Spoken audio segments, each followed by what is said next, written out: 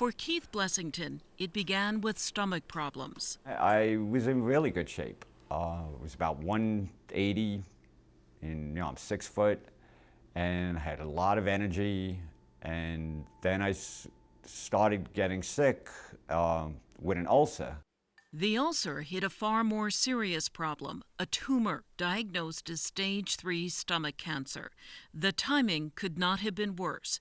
Keith, a tax accountant in New Hampshire, had health insurance through his employer.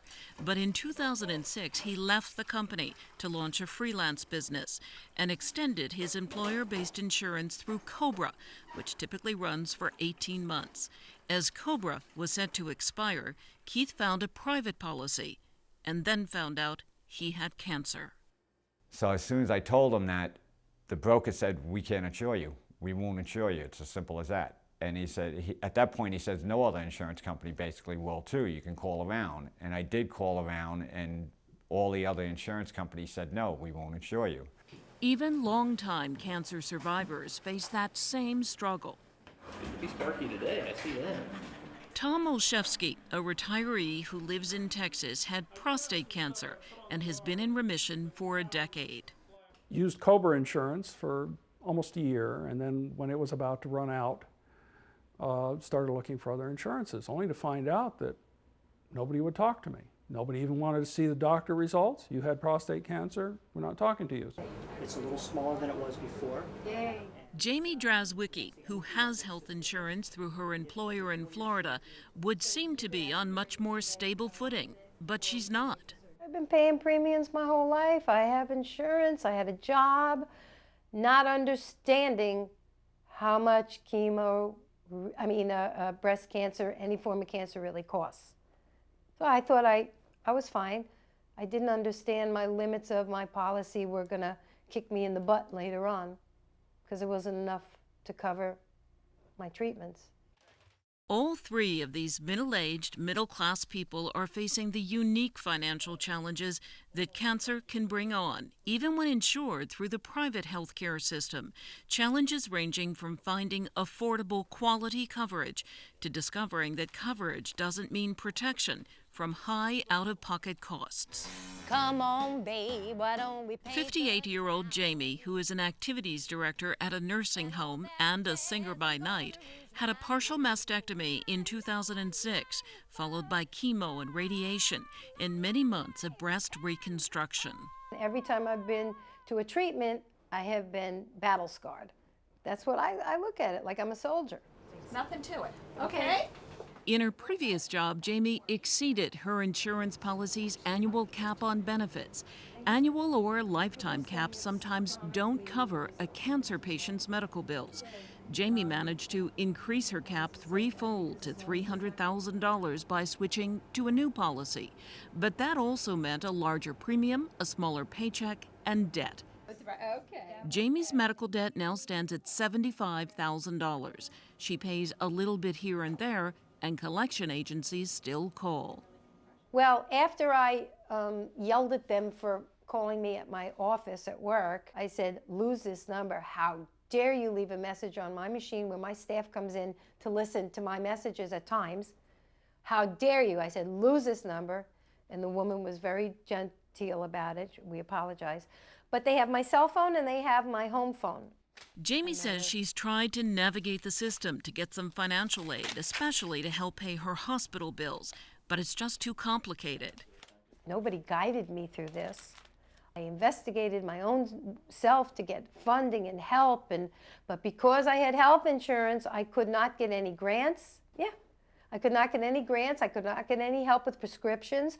I researched as much as my little sick body would let me sit on the computer, and then I just gave up.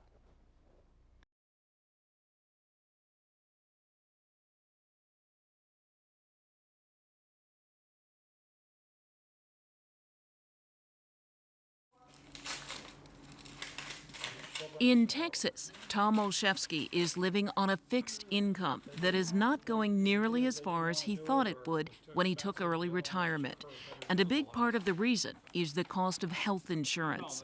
Tom ran into a problem many Americans do: insurance companies refusing to cover someone because of earlier health problems. So if you get in at over 50 and you've had cancer, you better hope for no relapse, because it's going to be really hard to find an insurance company that wants to even deal with you. Tom, who shows dogs as a hobby, ended up in a high-deductible plan with a health savings account. Monthly premiums are $430, and he pays almost $4,000 in medical bills before insurance takes over. Today, approximately 25% of my family budget is used for health care. I'm just talking insurance for the budget. Yeah, if something happens and we have to go to the doctor, that's extra money that goes negative on the budget. So he's made a risky choice for a cancer survivor, cutting back on health care because he does not want to go into debt. I have avoided going to the doctor. I don't do annual checkups and the stuff that you're supposed to do because things are so expensive. Parisha thought I should have a heart attack or an aneurysm or some catastrophic thing that's going to put me in the hospital for a couple of weeks. Keith Blessington has been in and out of the hospital since his diagnosis of stomach cancer, and his medical bills are mounting. When Keith's COBRA ran out, his only option was to join a high-risk pool that carries with it a monthly premium of $1,100, a $1,000 deductible, and leaves Keith responsible for 20% of his health care costs. For someone who always avoided debt, he never could have imagined the financial brink cancer has brought him to. I'm broke right now, actually. I pay everything, but I'm running into the situation where I'm borrowing from Peter to pay Paul. Keith has gone through his 401k. He's not paying his mortgage for a few months. He's borrowing money from a credit card to pay for 24/7 care for his ailing mother and to pay for his various medical bills. When you have medical problems, a lot of people think it's just their doctor and the hospital. But that is not the case. There's so many other outside groups that you get bills from.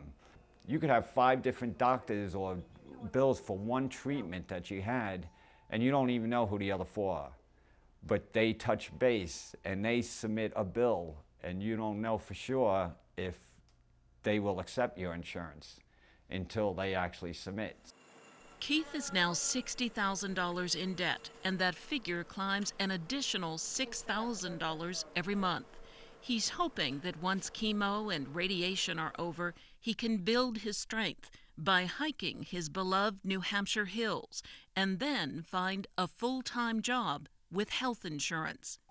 But for now, he hovers between hopefulness and real despair about what cancer has done to his health and to his security. I'm gonna go down that hill. I'm gonna look at my blueberries. I'm gonna watch the deer around here. I'm gonna make it through this, I'm gonna make it through it.